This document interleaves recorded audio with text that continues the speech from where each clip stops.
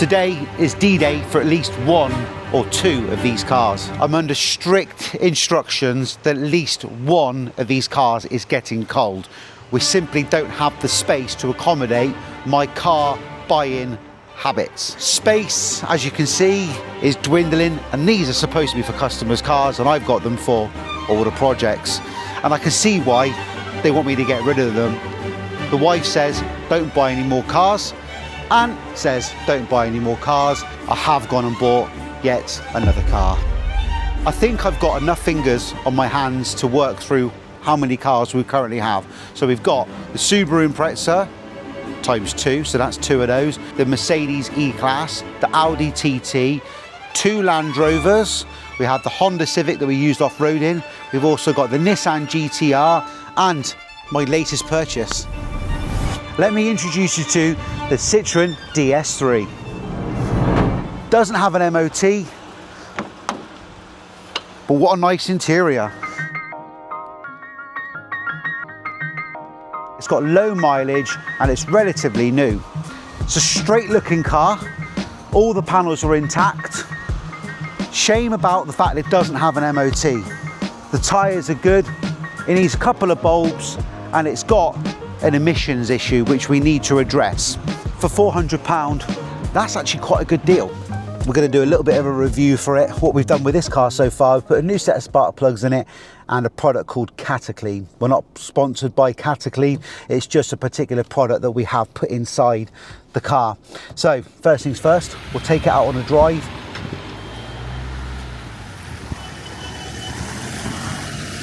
So I guess for some people their vices are drinking, drugs, smoking, you know, even gambling, scratch cards. Mine is buying cars. It's £400 for a 2013 Citroen DS3 with just under 80,000 miles. The interior is mint. It drives lovely. It gets hot. I mean, the tyres are good. The panels are all straight. This is a nice car. I could drive this daily if I'm honest with you, but I need to make room. Got too many cars. So some of these they've not even featured on the channel before. Goes to show the extent of quite how many there are if you've not even had a chance to put them all on yet. Exactly. The DS3 I've always thought is actually quite a nice looking car. Whenever I've had to drive them around, I've been pleasantly surprised. This one starts first time. Everything works on it. The heating works. It's in nice condition. The seats are nice. I think you'll agree it's a nice looking car. Yeah. Again, I go back to the deal. If the deal is good, it's hard to say no. I mean, most people will just go, okay, no, I don't need it. I don't need it. And this goes back to my dad's old idea of when you're trying to buy something or you're looking to it and they go, do I need it? Do I want it? And can I afford it? And when you tick the boxes and you don't need it, don't want it, but I can afford it, that's when you've got a problem. I don't have a gambling addiction as such. Could you say that buying all these cars is a form of gambling addiction? I'll let you decide that one. Or a gamble if they work or not.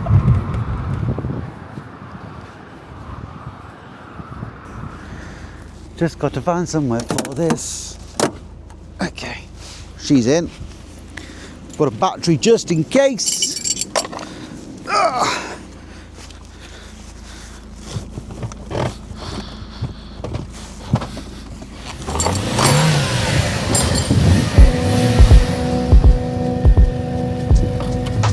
Here we have the wife's Audi TT. She's a 2003 with a 1.8 litre turboed engine. What have we done to the car? She's got 12 months MOT on it. We've done some light renovation work to the wheels. What else we done? We put 4 brand new Falcon tyres on her. new centre caps. These aren't original OEM, they're an aftermarket version off of eBay because they came in at around about £30 for the full set. If you wanted the genuine ones, I think they're about £200 for the set of them. She originally came in at £200 with a broken exhaust, which we fixed with the Flexi. The seals on both sides were both completely rotten out, and both wings as well. So the challenge we had with this car was locating the correct paint code, as there's 3 variations for this blue alone. A lot of traveling, lots of phone calls, lots of trawling through Facebook Marketplace, but we got there in the end. 140, well, let's call it 141,000 miles, just 45 miles off 141,000 miles. For the age of the car, she's in pretty good nick. We haven't done much in terms of work to the interior. This is all stock. These would have all most likely been the original seats. Unfortunately, it's just not convenient. Got a 4-year-old daughter and there's no space in the back. My wife had really wanted a TT for a number of years, and it just, well, she hasn't driven it once. I think that comes down to the fact that it just can't really put a child seat in the back, and it's not really convenient. So it's a bit of a shame, but we need to make space and something has to go. So what are we in now then, Joe? We are in the, I want to say it's a 2003 play TT, which I bought as a project. And I looking back, going back a few months, I think we paid £200 for this. The woman broke down with it. I think the exhaust fell off. She was rotten, as in the panels were just, quite frankly, you could poke your hand through it. What have we got? So we've got a 6-speed manual, 1.8 turbo. What have we done to it? We recap what we've done. The wheels refurbished by Elite Wheel Refurbishments. We've done 4 Falcon tyres on it. We've done calipers, we've done brakes, we've done MOT. It's quite an extensive list. We've serviced it, and a lot of the challenges we faced with this particular car were the panels, getting the right colour panels to match the car. Top of my head, don't remember the actual code. There's 3 variations for this particular blue car, and I travelled all over and I trawled through Facebook Marketplace trying to find identical paint colour coded panels so that we could just do bolt on and throw the old ones away. The benefit of doing just a bolt on replacement with the panels meant we didn't have extremely expensive paint costs.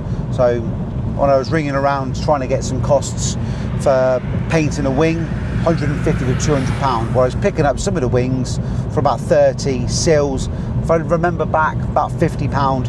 And I know some eagle-eyed viewers going to go, I watched that episode and you paid that much for it. Well, I don't remember. It's done a lot since then.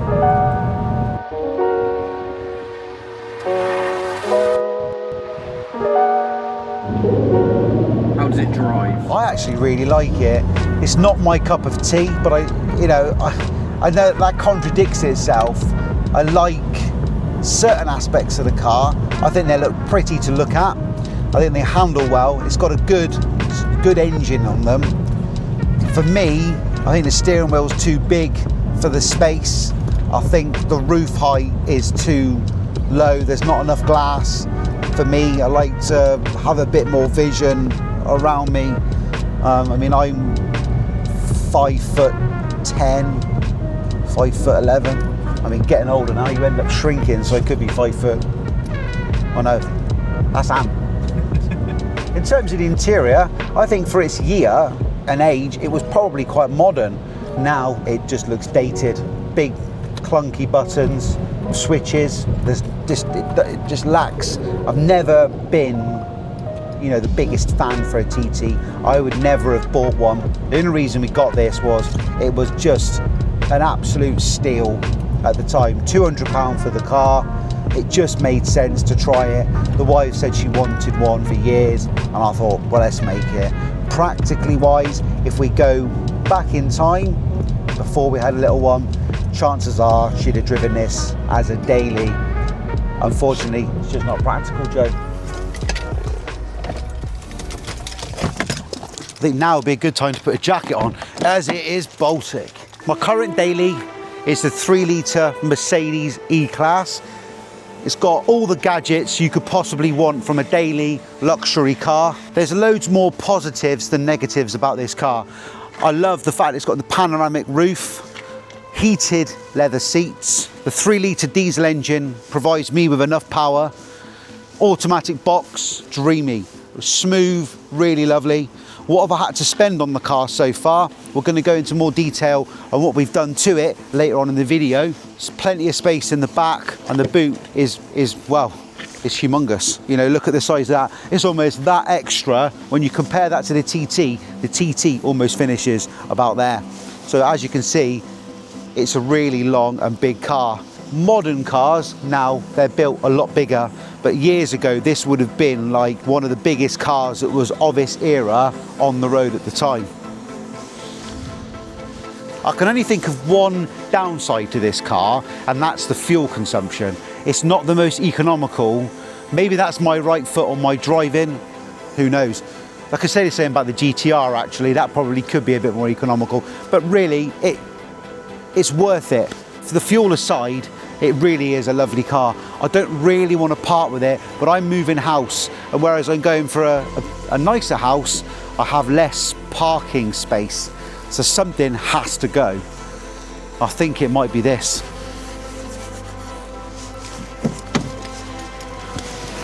I think I gave the TT a bit of a hard time when I was comparing and giving a bit of a feedback on the interior.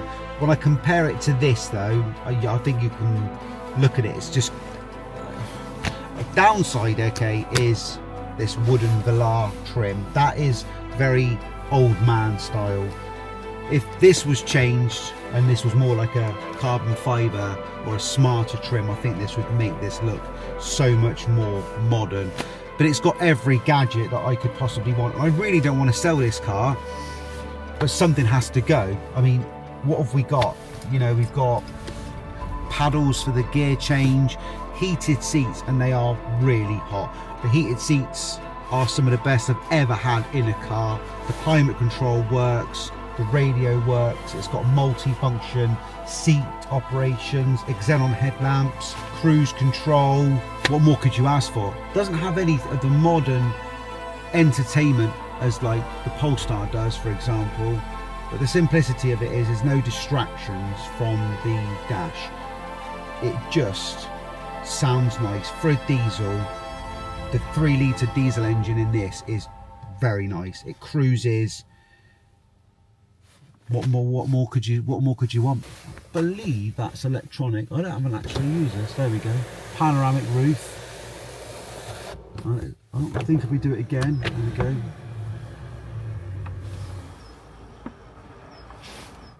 I'm hoping that doesn't. It's very slow. Might close that just to be safe.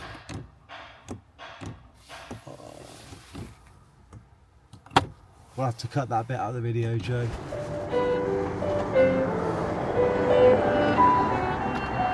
Back in the Mercedes E-Class, heated seats on, weather's horrible outside, but even though the weather is horrible outside, I still feel like I'm on a beach. This car is lovely. It's got heated seats, really relaxing.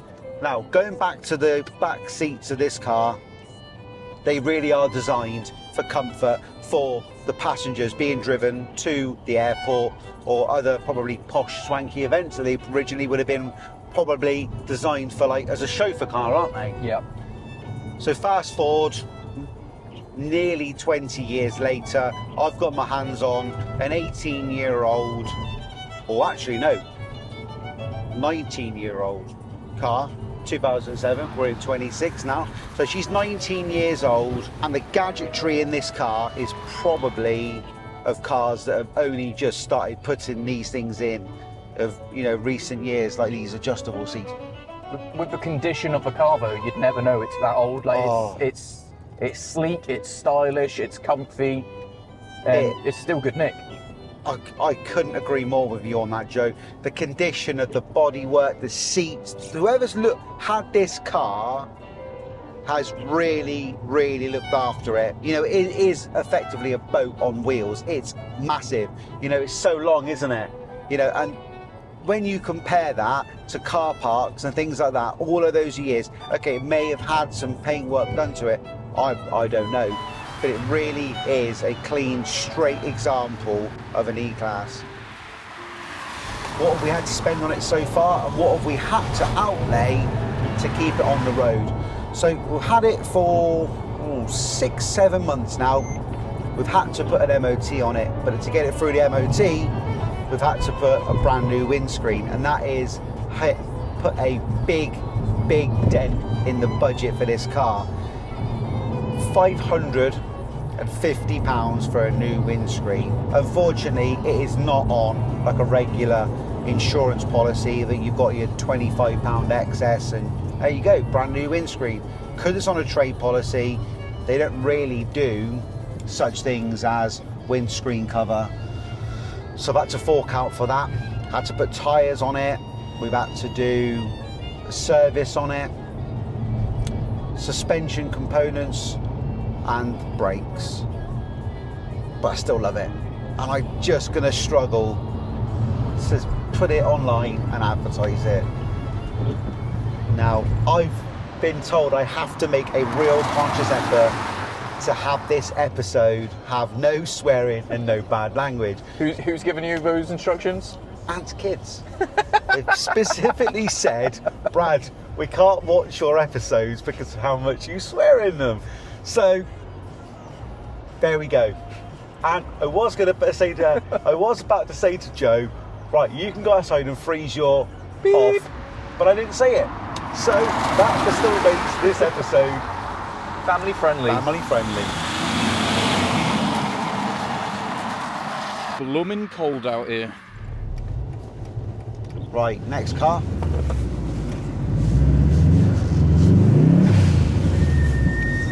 Oh.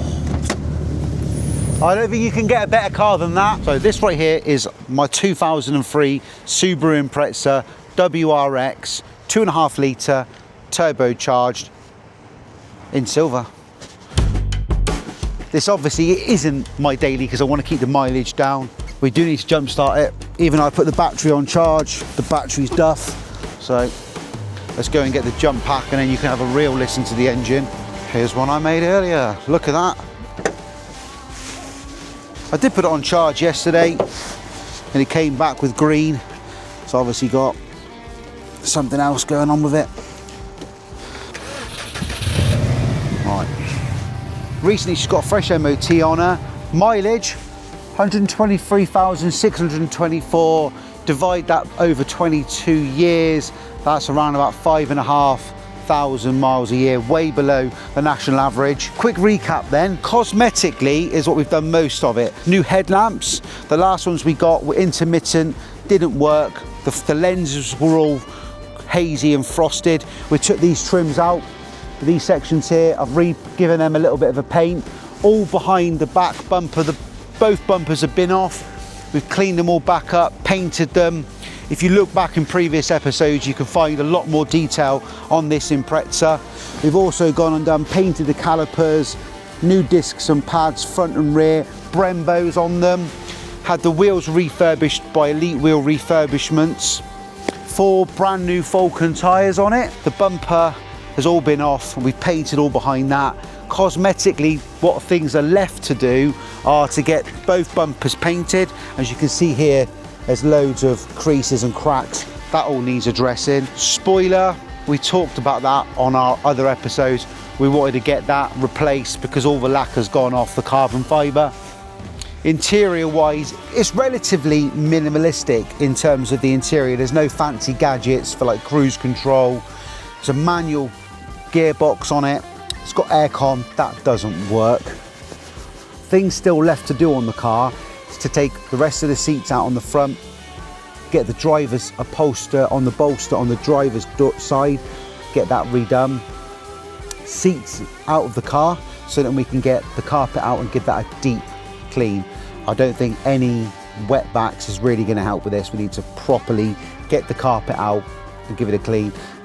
Inside the car, she's showing her age. WRX, but this has got the STI interior as well. I could have this, I could genuinely have this as my daily. I could drive this with ease every single day, but I didn't want to put the mileage up on it. I just wouldn't want to keep driving it. After all the work we've done, Joe, all the suspension, all of the upgrades, they really just want to keep this looking as good as it can, really. So I'm not parting with this. It's not for sale. You can probably relate to this. It's not for sale, but if someone turned up and offered me a ridiculous amount of money for it, I probably would sell it, but it's not for sale. Sounds contradictory? No, it's not. Everything has a price. Everything is for sale at the right price, but it's not for sale.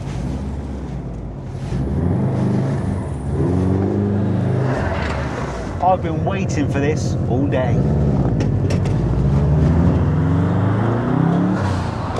So going back to the very beginning, how much I paid for this car and how much of a bargain it is. So I paid,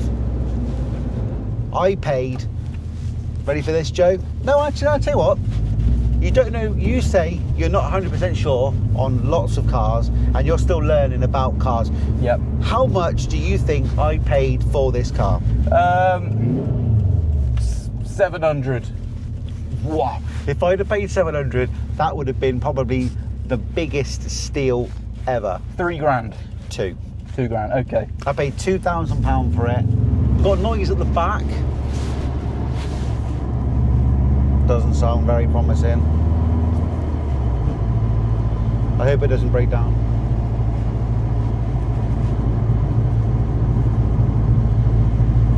Not as enjoyable as I originally thought it would be. Oh no! I was expecting to go into it and be like, this is amazing. It's got, so I don't know if you can hear this in the background, but there is some form of noise that I can relate to as something to do with like a brake pad, something like that. I'll hold my mic to it.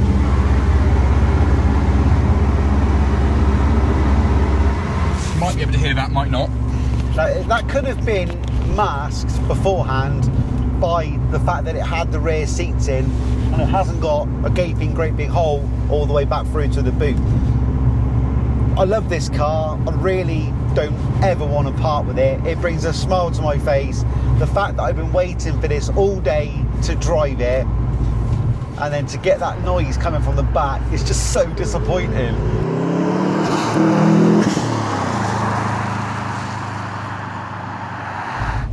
Let's see if we can drown out that noise, Joe. Let's just give it a drove. Go for it.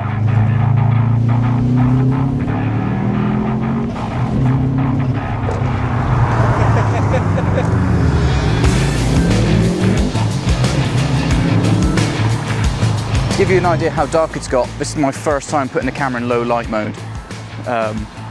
It is pitch black.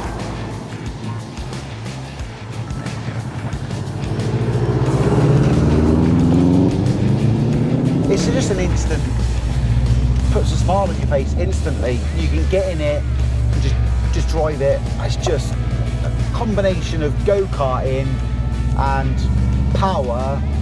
It's very, very different to most cars that you're ever going to just hop in and drive. I think it's very fair to say that of all the cars you've done today, you're probably not going to be getting rid of this one to make space. Definitely, definitely not.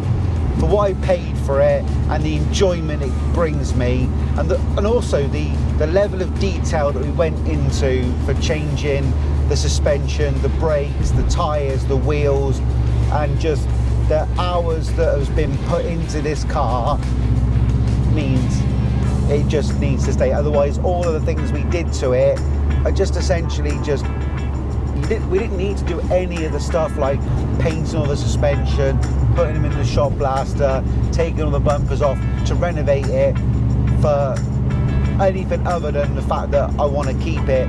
And in years to come, we've kind of given this car a little bit more of a lease of life. We've just given it a bit more longevity onto the next car. So we're currently out in the automatic Land Rover, probably the worst choice of all the cars I've made so far. Not the worst choice in the fact that I don't like the car, It's just the fact that I've handed over the keys to the one that actually works to AMP.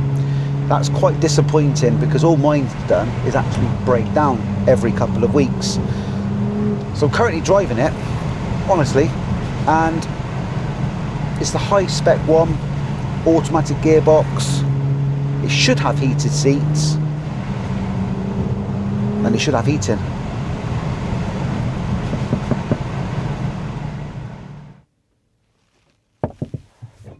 Sorry sir, you can't park there. I wonder how long he's been thinking about that. So as you can see, it's still in bits, but we have made significant progress. We've actually gone from using the easy start to brake cleaner, and it has changed the tone of the engine. Bit of a breakthrough really. We've also gone back and used a different diagnostics equipment, and it's actually showing that it's only got 400 PSI of pressure, which works out to about 27 bar. So we do have a fuel pressure problem. As you can see, still doesn't run, unfortunately, but let's go and look at a car that does run.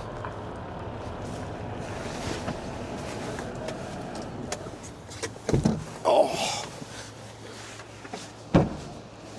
that brings a smile to my face, just moving that. This is the reliable Land Rover. If I say reliable, they're not reliable, are they?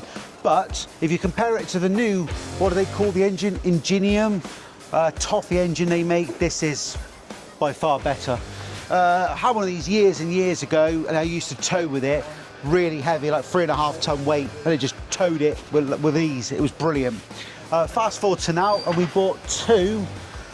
One there, one here. That one still doesn't run. This is a GS spec. XS, right, so HSE XS spec, which is strange really because that one's got colour-coded bumpers, that one doesn't. Anyway, I won't bore you with what that one has and that one hasn't because it just gets really complicated. What did the car come with and how much did we pay for it? We gave technically 725, is that 1,450? It is. £725 for this one. Is that right? Maths, check? Sure. Good, lovely. We've got Avon tyres on there, all-terrain tyres.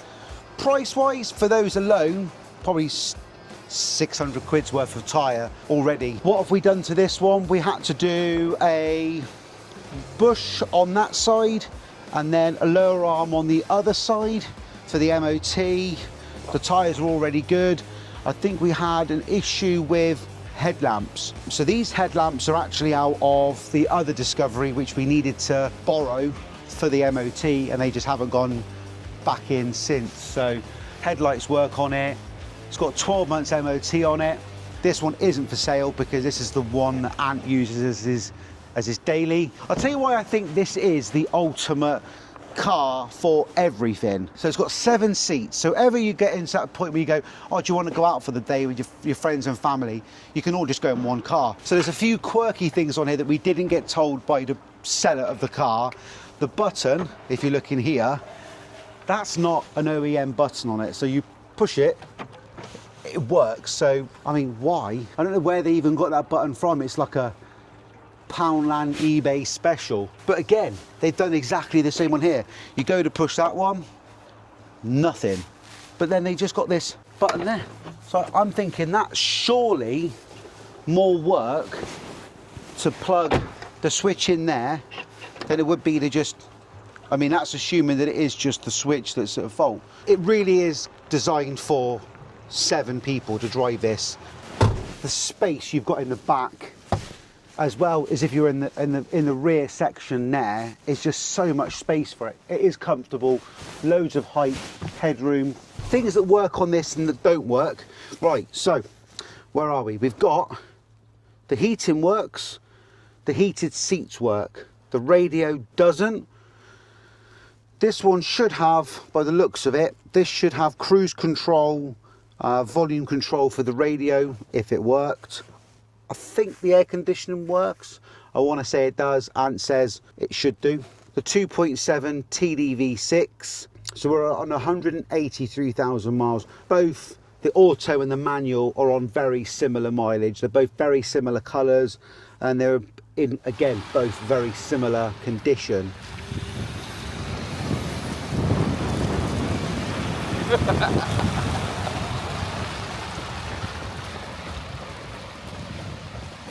What's not to love about a Discovery? You love them or hate them, contemplate their reliability. You know, you can say all these different things about them, but they are fun. They do what they say on the tin when they work. Apart from, again, I go back to the new Defenders, and I know people do have them and they do off-road them, but are they really like the old Defenders where they were used for farmers, or are they primarily now a show car because they simply are astronomical on cost? They haven't really built a particularly good engine for them. I've seen a lot of people talk, you know, there's a lot of negativity towards them, a bit like the Ford wet belt. You know, I see a lot of channels talking about the Ingenium engine, and I hope I pronounced that right, but that particular engine doesn't seem to get good press. The TD V6 engine on this, I see common issues. People talk about the crankshaft breaking on them. Again, this one's on 182,000 miles. History for it, unknown. Again, the other one, unknown. I'd like to think that people have had this car of recent years, have actually spent quite a bit of money on it. Notably, it only has a couple of fairly small costs that we've incurred to get it through an MOT. I was expecting this one, bearing in mind we only paid £725 for it, I was expecting it to be, you know, an absolute nail, and it just, well, quite frankly, be a money pit. So far, lower arm, which we've gone through earlier, and a rear bush, and a couple of headlamps. Before I decided to get the Discovery 3, having used it for towing, it was a nice, comfortable drive. Did I think it was really going to be as good off-roading as it has been? Not really, but it's actually really surprised me. I've never actually driven anything else off-roading other than the Civic, which isn't an off-roader, so I can't really give you an accurate comparison to any other 4x4. But the suspension access for the ride height, Talk into that one. so the ride height adjustment for it, being able to get access mode, the off-roading, and you can put the suspension really high for it, give you a really good ground clearance, low range, high range, and then also all the other functions as well make this just really good.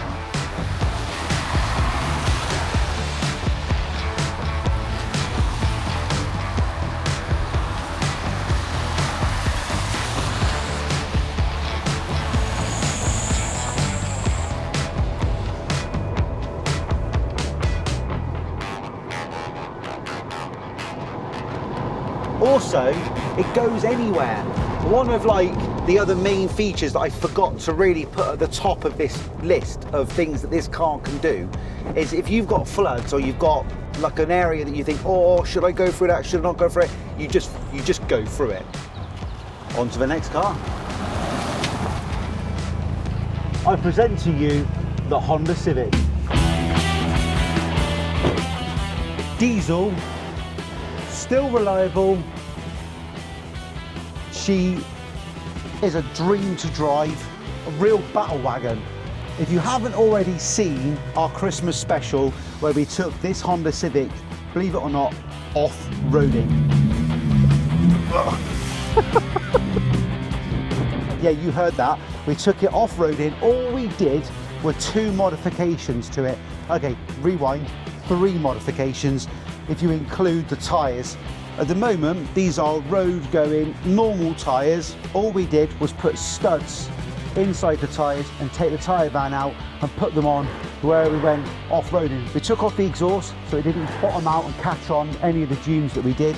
And underneath of the car, right from the very front subframe, all the way through to the B pillar underneath the car is one single metal sheet so that it didn't damage the fuel tank or get stuck. We just slid over. We have been so busy, we haven't even had a chance to empty the car out. Take a look in here. Look inside here, we've got some funky additions there. I wonder how long if we left that, how much it would grow. Not only is the channel growing, so is the mould. Look at that. So much goodies inside. Could almost go swimming in the back of that. We just have not had chance to do anything with this car. So what have we got? The Honda Civic diesel. What do I know about the car? Not a lot. What does it do? What does it not do? Everything, as far as I'm aware, apart from the air conditioning, works. I believe it's got around about 4 months MOT left on it. It starts up. Bear in mind, it's been stood for, it's been stood for a month. No one's touched it. Okay, the battery was flat, but only just. The small jump pack we used started up first time. Didn't have the best of contact on it either. Only a very small amount that was making the contact, and it still started up first time. So for those of you who are new to the channel, would you believe we actually got this 2007 diesel Honda Civic for free? Now there's a reason it was free, because unfortunately it's got a rattly timing chain. We've priced up doing the chain on it. It's not really viable, it's not worth it. The cost of the chain is almost as much as the car. So what are we on? We've given you a review of all the mileage and condition and all the gadgetry of all the other cars. What have we got on this one, Joe? 113,500 miles. That's, again, still below the average you'd expect.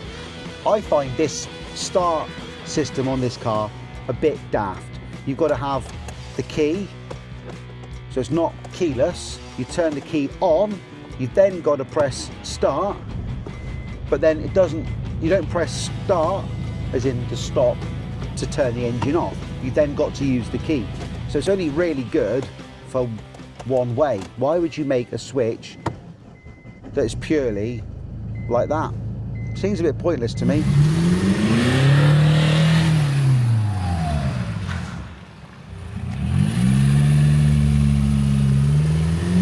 Thought you might like the tinsel. Obviously, being diesel and a Honda, it's pretty good on fuel. Stats wise, I've driven this car and I've reset the mileometer when we went out at Christmas, and we were getting around about 60 miles to the gallon. And I would have thought it probably could do more on a run, but around the local area, that's a pretty good figure really for what they call a urban driving. It's got a good bit of power without the exhaust on it. It sounds, well, what do you think, Joe? I think it sounds meaty. There's a good bit of heft to it. People pay like lots of money for their cars to sound like this by putting big exhausts on it. Just take it off. Right, what do I like about this particular Civic? Not a great deal, to be honest with you. Although the main feature, I think, for this car is the heads-up display that doesn't go on the glass. I think that's quite a neat little feature. So when you're driving along, you don't need to keep looking so low down for how fast you're going. It's got a 6-speed manual. It's good on fuel. I'm not a fan of either the exterior look of the car or the interior.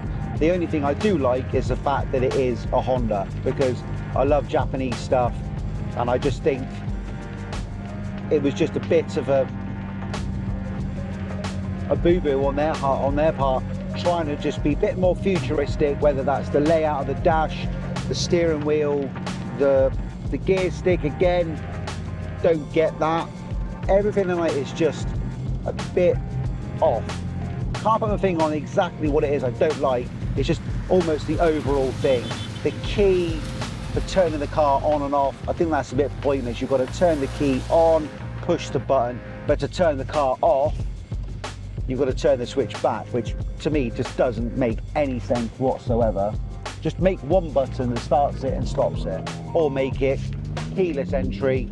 But again, that's probably maybe slightly too advanced for this year. Bear in mind, this is a 2007 car.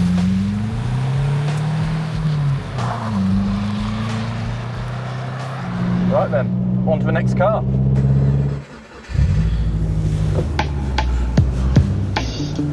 This is definitely going to be one of those bumpy moments when we drive this around properly. 2005 Subaru Impreza, non-turbo. Beautiful. Wagon, quite rare. Few dents, few marks. There's a nice big dent around this side, just on there. Well, the lads have managed to pull it out. It was a lot worse before. So what have we done with this one? You've probably seen some of the episodes, so I'm highlighting and recapping what we've done to the cars. If you've watched previous episodes of the builds and what we've done so far, you'll already know. But for those of you who haven't already watched the green Subaru journey, starting from it, we put new pads on the front, new pads on the rear, also had the wheels refurbished again by Elite Wheel Refurbishments over in Swindon. Speak to Sam. I know I've already spoken about that in one of the other cars, but honestly, look at the finish on it. He's done such a good job. That's 3 cars that you can see here. The TT wheels, the green Subaru and the silver Subaru, they just pop. They look really good. Again, Falcon tyres on them. The main problem we got with this one was that they overheated due to a coolant issue, not a head gasket blown or water pump failure. That was already tested by Subaru. We double checked that with a head gasket testing gas, comes back absolutely fine. When we emptied the radiator, it just, I've never seen a radiator come out like that. It was just gold. It was almost like liquid gold coming out of it. Me and Joe did a review on it, what, a couple of months ago now. We made the journey of about, what, 10 miles, okay? Didn't overheat either. So one of the things that we did have to do, because when we bought these wheels, they were originally black, although they're the right wheels for this car, and did have to get some spacers and adapters to make them fit. So they just look good. So this is not the stock height.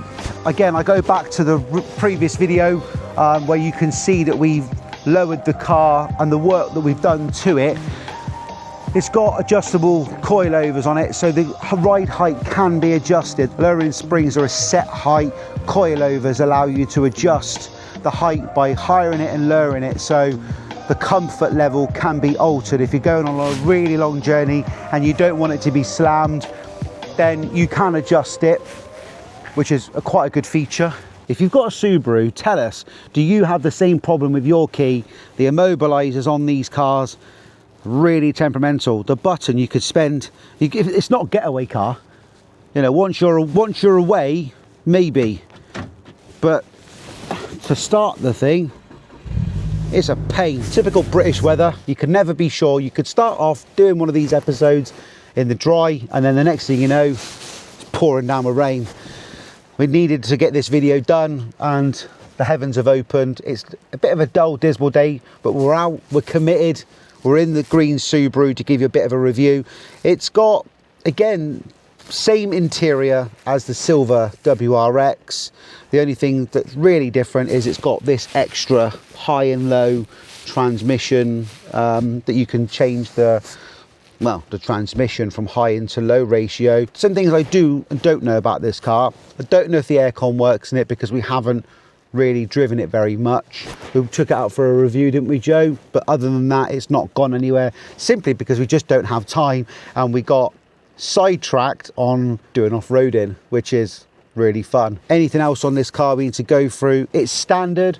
Apart from the back box gives it a little more of a crisper sound, we haven't done anything other than the suspension, the wheels and the brakes, and again that coolant issue that it had originally. So today we're going to take it out for a drive, probably go for a little bit longer. I'd like to go for at least sort of, what, 10-15 miles, just to be sure that it doesn't overheat and that the actual fix that Josh did on the coolant has been fixed.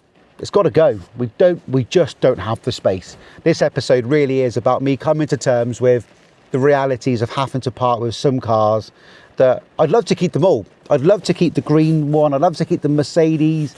I'd love to keep the silver one, the Land Rovers. I'd love to just buy more and more and more. But there is going to come a point where space is no more. We're already at that point, really. But yeah, I feel like Luke Skywalker. There we go, look. We could get one of these. We could both have one then, couldn't we? The shenanigans. We've just got to try and find a way. As Joe wants more light in the episode, let's see if we can. get some better light in it. Oh, I don't know if we can drive like that, but there we go. Full beam. Right. Got a little bit of petrol in her. Let's not run him over. As he does like to just run in the road. Can't see him, can't see him. This is so bouncy. Oh my God. We are risking the green Subaru as it has no fuel in it. Got to try and keep this light on the back for the GoPro angle. As you can see, it's just literally balancing on the headrests. It's now coming up to, well, nearly 5:30. What day? I lost track of the days of the week today. What day is it? Thursday? Thursday today. Right, so it's Thursday. We've been recording this episode for 2 days now. In between trying to move the cars. That's going to be fun, just taking this along, just to make sure we keep that bit balancing along.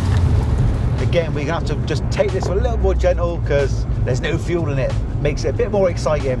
So, Subaru Impreza wagon, quite probably a little bit more rare than the hatchback. Don't tend to see many of them. This is a UK spec, so it's not been imported. I believe this is a 2-litre naturally aspirated, so it's got no turbo, no supercharger or anything like that on it. What have we done with the car and why did we get this car?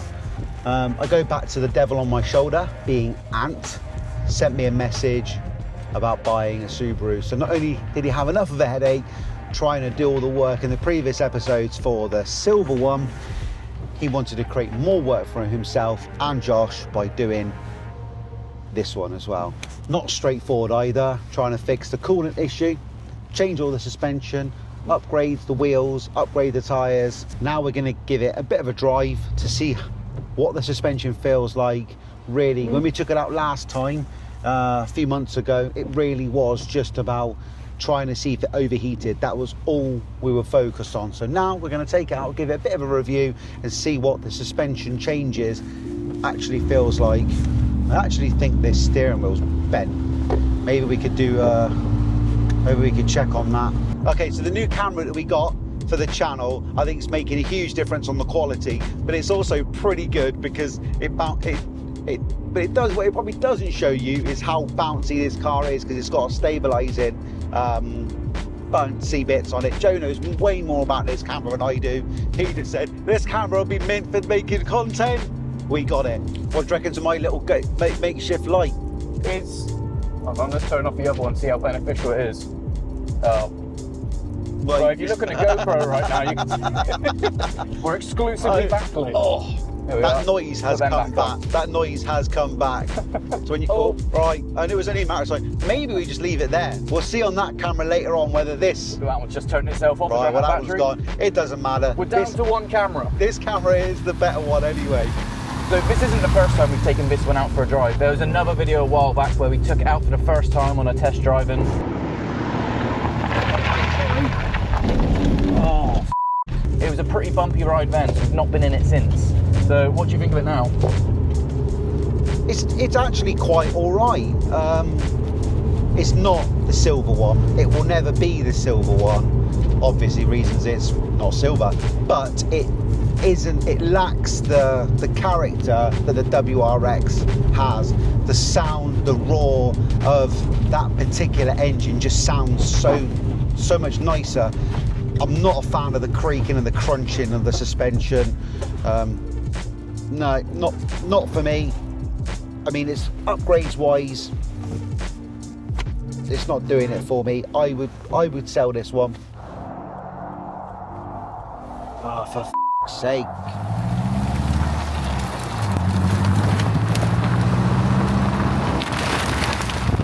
Am I attached to this car after driving it? No. I've got to be honest. I could sell this and I wouldn't be disappointed. I'm not a fan of the coilovers. They're quite creaky. They need adjustment, so we do need to go back, make some alterations to the height for it, so that when someone does buy it, it feels comfortable for them. It doesn't make any creaky noises as well. The air conditioning doesn't work. That is just going to be told into the advert. No air conditioning working for it. I just don't love it. It doesn't make the same noises. It doesn't drive the same way as a WRX. It's just not. It's not what you want in a car. It's not at the top of my list of cars. I never thought in a million years. It is a cool car. Like, don't get me wrong, it's a really cool car. It is a cool car. It's practical. It's got a tow bar on it if you wanted to take some stuff to the rubbish tip. It's got plenty of space in the boot if you want to take the dogs out. It's got a nice sounding engine. It's a nice sounding engine. It's better sounding than the Civic, don't get me wrong. But I just don't have an attachment to it. I don't know what it is about it. Maybe it's just because it's not quite the WRX. And because of that, if I didn't have the WRX, I think I'd keep this. If I'm honest, I think it's a bit like having two of the same car and one just being better than the other. Maybe if we had an S500 Mercedes or a Type R Civic or a Range Rover SVR, maybe it's the same comparison for the cars as to why I don't love it. I like it, but just don't love it. On to the next car. So for years, I've always wanted a Nissan GTR, and now we finally got one. I love everything about this car. I cannot fault it in any way. I love just the design, the fact that everywhere you go, everyone just looks at it and goes, wow, that just looks amazing. I don't think I've ever looked at any other car in the same way as the R35. The way it sounds, the performance, I can see why people get the bug and want to put 1,000 horsepower under it. What I really would love to do is go for a little drive and go through all the details of what it costs and the pros and cons. I mean, so far I think there's only just pros. Want to go for a drive then, Joe? Go on then. Before we go for a drive, I just got to be honest, because Joe's going to ask me the question, do I know what most of these buttons do? And the answer is no. So before the adrenaline rush, what is there not to love about this car? The dash, paddles, air conditioning. I said last time, although I didn't like the Civic because you had a key, wasn't really a stop-start, but this is just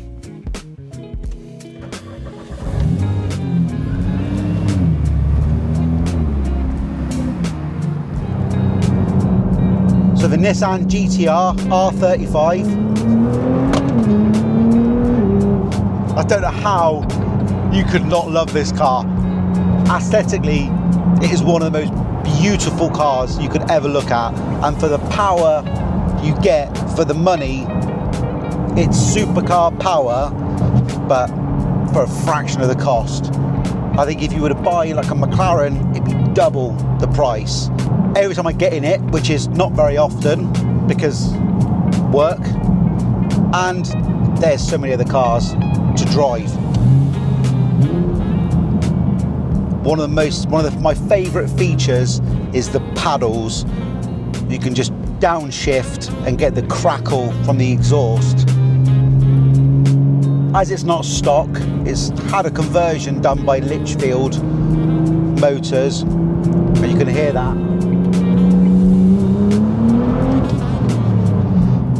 So when I compare this to the Subaru Impreza, the silver one that's the turbo, it's a very different drive, but they both give me the same energy and the same excitement whilst driving it. But this engine, I know Joe's sat here and it's bringing a smile to his face as well. So we go back to the original point of which car that we're going to be selling. So the GTR, not only is it really expensive every month to the tune of £2,000 a month in lease, around about, well, I think it's something like £60–70 a month in tax, fuel £400–500 a month. If you drove it daily, maybe 600. The tyres are expensive, the maintenance is expensive, the brakes are astronomical, £3,000 for discs and pads. But it's not going anywhere. There's absolutely nothing you could not love about this car. The dash, the seating, the power, the noise, the way it looks. If I was to compare this, if someone said you can have a Lamborghini, you can have a McLaren, or you can have a Nissan GTR, this is it. I really don't want to sell this car, because every time I put my foot down, it just brings a smile to my face. I could have had a really busy day at work, and sometimes really crap, you know, lots of pressure from all the decisions we have to make and running the businesses and stuff, and at the end of the day, just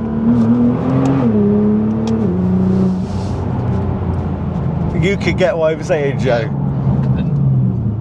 Speaking of decisions, I think it's best we get back to the workshop and finalise which car or cars we're going to be getting rid of.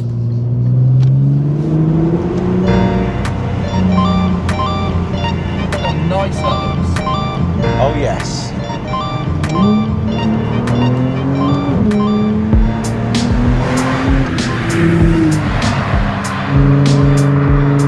In this episode, we review 9 of the project cars that we've got: a Nissan GTR, 2 Subaru Imprezas, a Honda Civic, a Citroen DS3, 2 Land Rover Discoveries, an Audi TT and a Mercedes E320.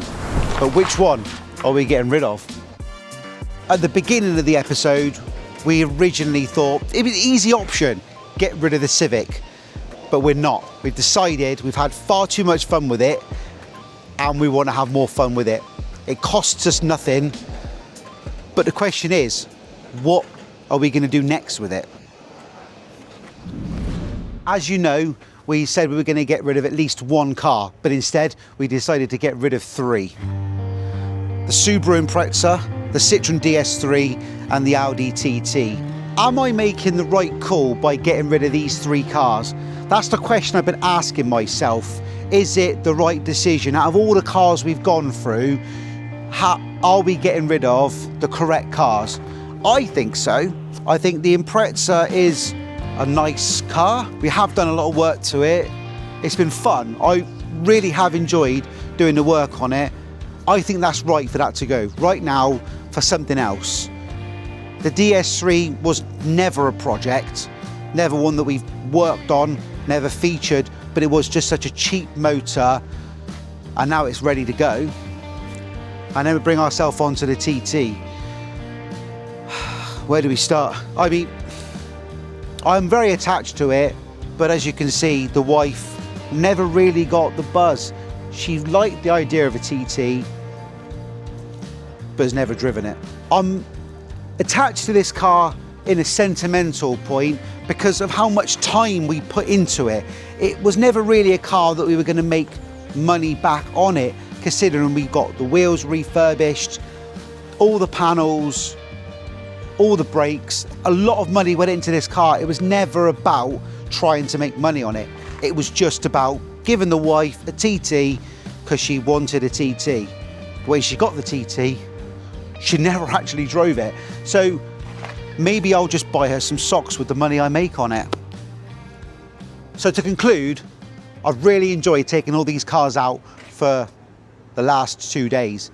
It's been a lot of energy spent and a lot of time putting together this video.